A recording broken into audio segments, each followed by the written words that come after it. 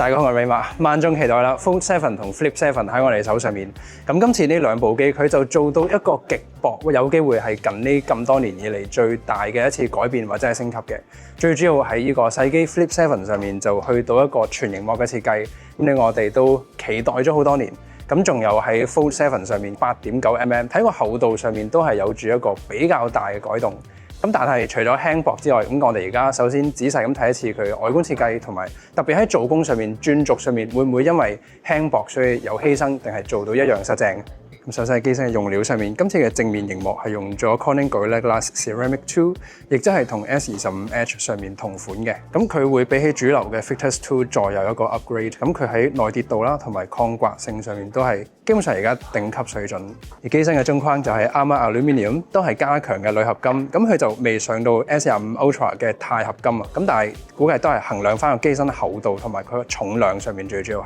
係啦。講到重量，今次呢部機佢係215 gram。咁佢就再刷新咗數據，應該就係而家目前最輕嘅大摺機嘅。而今次成個機身嘅比例其實都會同過往嘅 Fold 大摺機嘅變化都係比較大。佢就有比較闊嘅熒幕啦，同埋喺操作上面特別我可以開翻個 keyboard， 打字感上面咁呢個闊咗啦，同埋6.5寸再變大咗嘅熒幕，基本上就係去似翻一部標準正常嘅手機。而同時間佢係可以打開。咁今次佢嘅內螢幕係再去到8寸，呢個 angle 我哋再仔細睇下，咁佢嘅厚度係去到一個 USB-C 插頭，指紋掃描器幾乎係剩翻好輕微少少位，緊緊擺得落。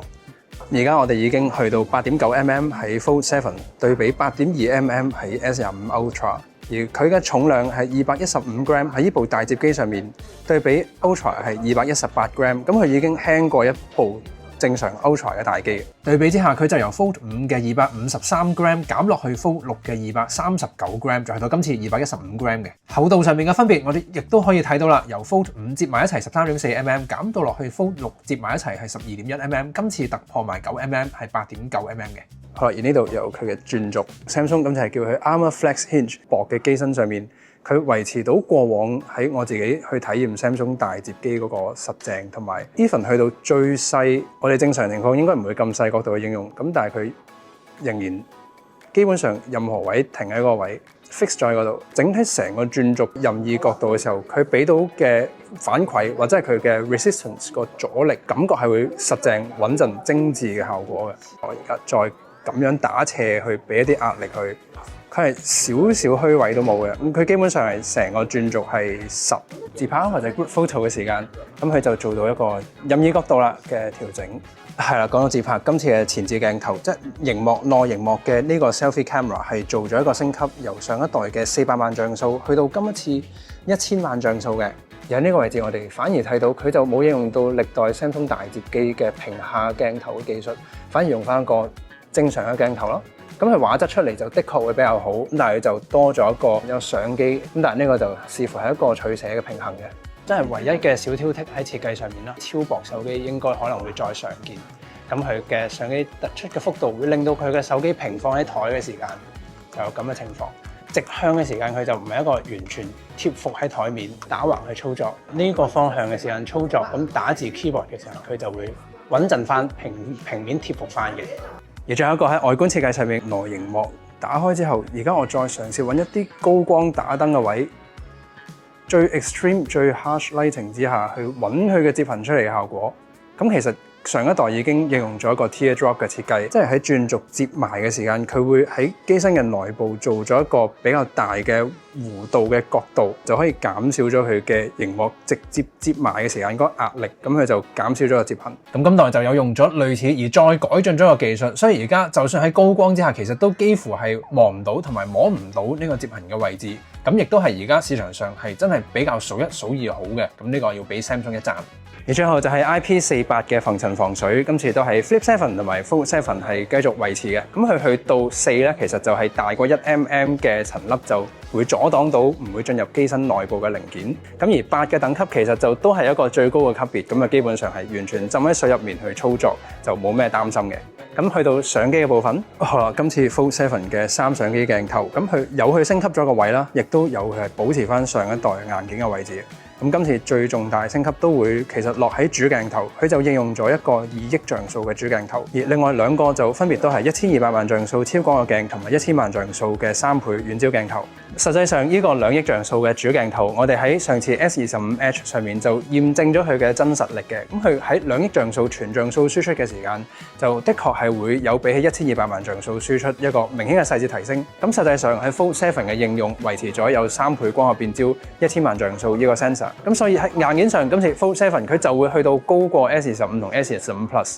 而但係 S25 Ultra 仍然咧會係喺 Samsung 嘅手機入面一個相機最高等級嘅硬件。反而係拍片呢個 Dual Preview 係都可以喺外螢幕可以睇到而家相機影緊嘅效果，呢個就真係我自己會比較常用啦。而其餘嘅相機界面，成套基本上喺 S25 Ultra 上面我哋都見過，所以我哋呢度唔用太多嘅篇幅去重複。拍片今次係有 HDR， 係用翻 HLG 格式，再喺 Slow Motion 呢度 4K 120係有嘅，咁而佢亦都係做到超廣角鏡同埋主鏡頭。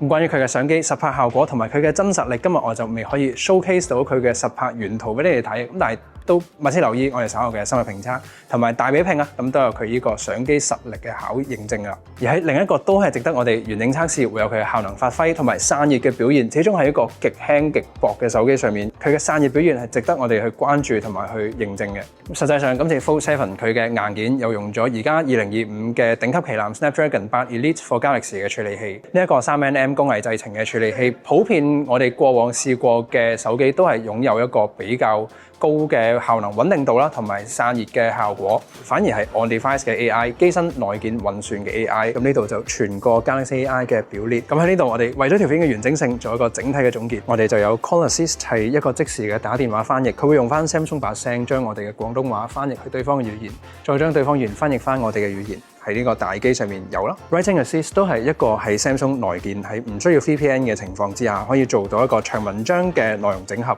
同埋短文章嘅生成。Interpreter 就會係即時嘅語言翻譯，而佢係可以下載咗你嘅語言包，咁去支援廣東話同埋比較多嘅語言，咁就喺離線嘅狀況之下做到語言翻譯。Transcript Assist 呢個就係將我哋嘅錄音變成文字啦，再將嗰個文字文本去做整合摘要嘅。Browsing Assist 佢就連喺一啲圖入面嘅外語嘅文字都可以幫我哋翻譯到嘅，同埋有 Highlight Read Aloud 嘅功能，佢就用翻廣東話將我哋嘅外語嘅文章翻譯咗做中文之後，再用廣東話讀翻俾我哋聽。三星新款 Galaxy S25Edge 嘅設計非常纖薄，厚度只有5.8毫米。Drawing Assist 可以再將我哋嘅普通一張相，再用 AI 去轉畫風嘅，或者係我哋而家去試下一張用我自己嘅相啦，咁去再變成一個 AI 生成嘅樣。反而係 Audio Eraser 今次係有新加嘅，今次喺 Fold 7同埋 Flip 7同埋喺之後嘅軟件更新係會下放翻之前有支援 Audio Eraser 嘅手機。咁而家就除咗我哋用呢部機拍嘅片，你嘅朋友 send 俾你嘅片，打電話功能同埋內建嘅錄音 App， 佢都係可以做到呢一個 Audio Eraser， 就係將你嘅背景雜聲去消噪啦。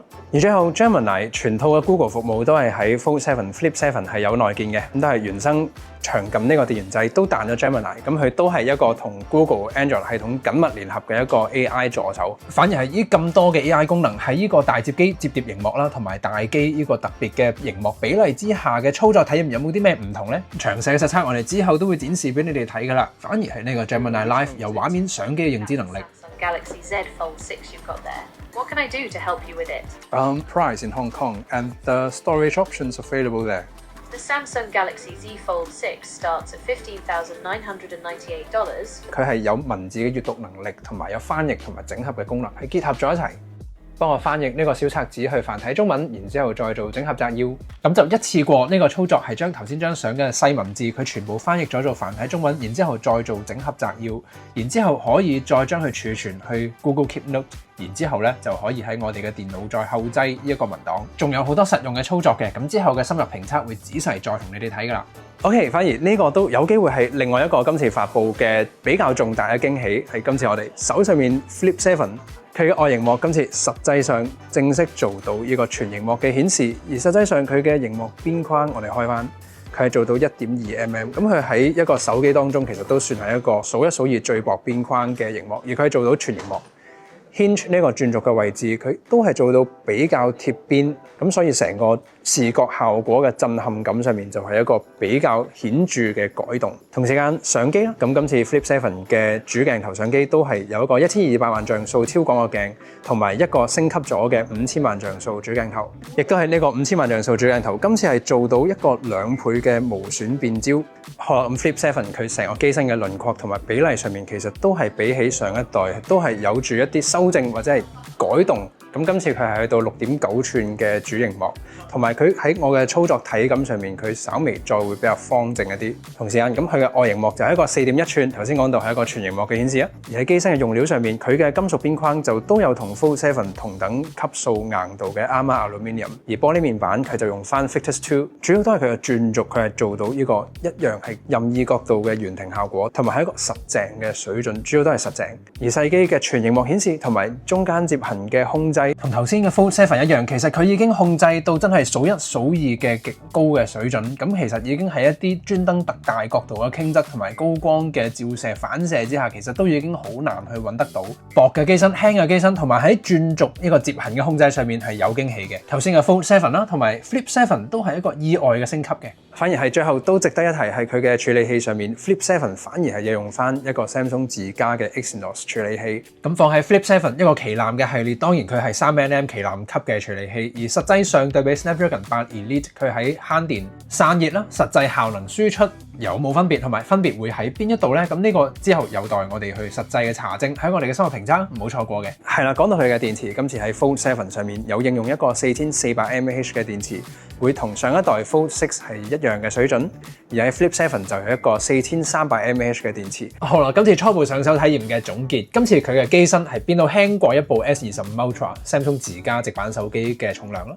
而佢係幾乎一樣薄，去到 under 9mm 8.9mm 啦，主螢幕亦都係增大咗去到8寸。外螢幕啦，亦都係再變到更加闊，同一部正常手機已經冇一個大嘅分別。呢幾點其實基本上係唔難去發現 Samsung 係做咗一個好好嘅聆聽者，而係付諸實行做咗出嚟，就係聽晒之前大家俾佢嘅意見，而同時維持到佢一直標榜係實淨穩陣可靠嘅轉軸，有埋防水㗎啦。咁呢兩部機喺視覺衝擊感同埋震撼嘅效果上面有嘅，而值唔值得去考慮入手嘅話，咁今次 Fold 7 Flip 7兩部機其實如果你之前一直都係因為摺機佢嘅厚度或者重量而令到你拒絕入手嘅話，今次 Samsung 係一步到位，直接解決呢啲問題。兩部機喺上手嘅手感同埋觀感上面都有一個大嘅躍升嘅。咁嚟緊 Fold 7 Flip 7，我哋當然係會做一個完整嘅電池測試、效能測試啦，同埋相機實拍喺真實戶外嘅環境嘅實拍效果，都係會同大家驗證一下佢嘅真實力嘅。